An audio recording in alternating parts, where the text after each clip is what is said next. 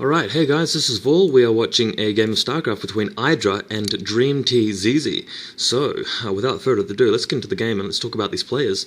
Idra has spawned at the top left as the orange Terran, and down at the bottom left, in purple, we've got Dream.t Zizi.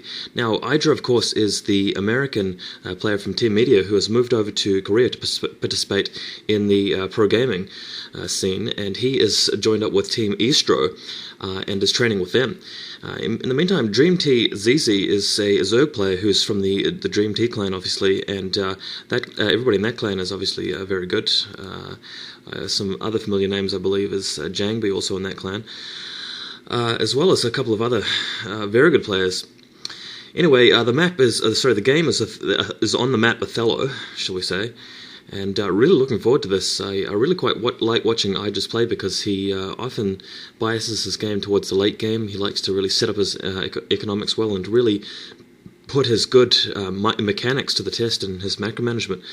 So that's always a fun thing to see in a TvZ game with lots of units around, often getting into the late game, featuring a lot of vessels and ultralisks and stuff like that. So let's see if this game shows us something like that. As for the map, I can't really say too much about it in terms of TvZ. The only thing is that ledge just above the natural. You've really got to get your turrets up above that, otherwise the Mutalisks obviously take you to town when they come for their harass. And there's the first barracks going down for Idra. I like it how he's placed the barracks next to the edge of the map, basically. You want to put it there because when you're expecting Mutalisks coming in, you don't want your barracks to be sort of far out and easy for the Mutalisks just to pick off stray Marines, leaving the barracks as they spawn. So keeping your barracks hugging the side of the map, very effective way to safeguard yourself against a Mutalisk headache later on in the game.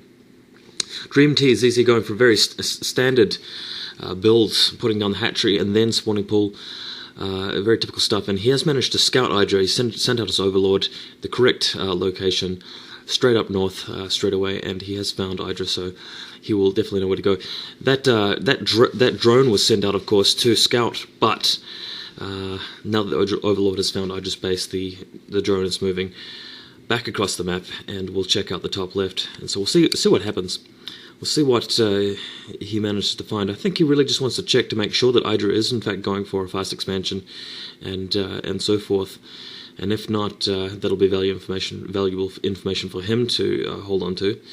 Here's Idra coming in now with his own SCV just to scout Zizi. And he will see the standard stuff, and as soon as he sees that, off goes the SCV to get an expansion. So what you really want to do as a Terran player, if you're doing this kind of style with the one back racks into CC, is just wait for your scout to arrive, and as soon as it arrives, you stop building Marines, stop building anything else until you got 400 for the command center, put the command center down, and then you're back on the road in terms of economic development. And this SCV is just checking out Zizi's base. He sees the gas in the third hatchery go down, so he knows that he's going to be in for a very standard game, and I think Idra will be very comfortable with this. He likes this kind of play with this. There's nothing really sneaky going on early game. He can really commit to a full force mid game, late game battle, just a big slugfest, and I think Idra's quite comfortable with that sort of thing. But of course, he is up against a very competent Korean player, so that's always a difficult thing to have to face when you are a foreigner, basically. And just taking a look at Idra's natural, he's got the 4-5 Marines there, and he hasn't actually put down the bunker, and that's because his SCV has survived for long enough for him to know that Zizi is definitely not building mass circling, so he doesn't have to worry about that. His command set is nearly finished. He'll have the SCVs down there now, and he can really just pour his resources into getting his economic strength up and investing in barracks and so forth. Zizi is just trying to be a bit cute here and drag some Marines away, but Idra's not going to stand for that. He'll have his Marines on hold position. They won't be moving out. Lair going up straight for Zizi. Second gas. I'm wondering if that drone will make a creep colony, but no, it isn't. He knows that Idra is not going to be offensive. He knows that Idra is the kind of player. I assume he knows Idra as well as most people do, and Idra is not going to suddenly start rushing out with lots of Marines and medic and try to go for the expansion. How could he anyway if he was doing this build? So no need for sunken colonies just yet. I believe that would be a waste. Single Firebat coming out now. That's definitely handy if your Zerg opponents really just showing that he's got Zergling micro and running around in front of your base, and he's content to do that. A single fire bat, I think, is definitely in order. Stimpak's halfway researched. So things just really getting underway here. We're not going to see any serious action for some time, I believe. We probably won't until Zizi commits to Mutalisks, and with this kind of build, it's pretty obvious that he'll be going for Mutalisks. You'd be seeing, yeah, there's the spy now, so the lair's gone up, and it's quite uncommon these days that you'd see a 3-hatch Lurker build from a Korean, but it does happen. Anyway, Idra is getting straight into it now with three barracks and then into factory. Sometimes we see players go for 4 barracks or even 5 barracks before factory. That's becoming one of these new fads in Terran versus Zerg, and I think it's a really interesting thing, because with Zerg players relying on Mutalisks, and the Mutalisk harass become more and more predictable and more of a headache and really determining the play, the Terran players really want to adapt and just try and go for that risky timing push with the extra Marines and take out the Zerg's third gas with that kind of build, and it's actually quite a clever thing to do, and I really enjoy seeing games that involve that. But Idra is really sticking to the by-the-book play and getting for that factory first, so he's going to have a science vessel out at around about the standard kind of time, and he'll be able to push out through the map in a very standard sort of way. In the meantime, you'll probably be seeing Zerg expand down the bottom right, or a similar position to that, just because that's how these sorts of games unfold when the matchup is really looking like a cookie cut matchup so far. This is what I was talking about earlier with the turrets.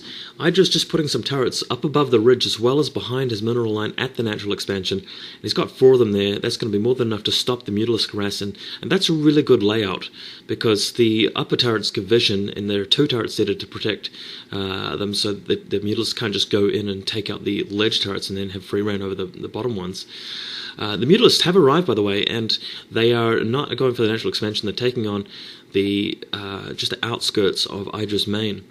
And we'll probably see the Mutalisks just try and skirt around the edges and look for kills at this point. I just got a single turret there, backed up with his Marine Force, arrived well in time, and Zizi just looking for an opening at this point. He's got the expansion down the bottom right, and I think, taking a look at this, he may well have just spot that opening right now, just these Mutalisks hovering just above that ledge, but that's just the edge of the ledge, which is just out of range, out of position, and he can just get in and swipe some of those Zerglings. So this is actually quite a decent Mutalisk harass, and although Idra did quite a lot to prevent this, Zizi has found an opening anyway, and he's able just to snipe in. He's got great Mutalisk harass there, pretty standard from decent Zerg players nowadays, just charging in, bunched up in a little ball, and they can get kill after kill.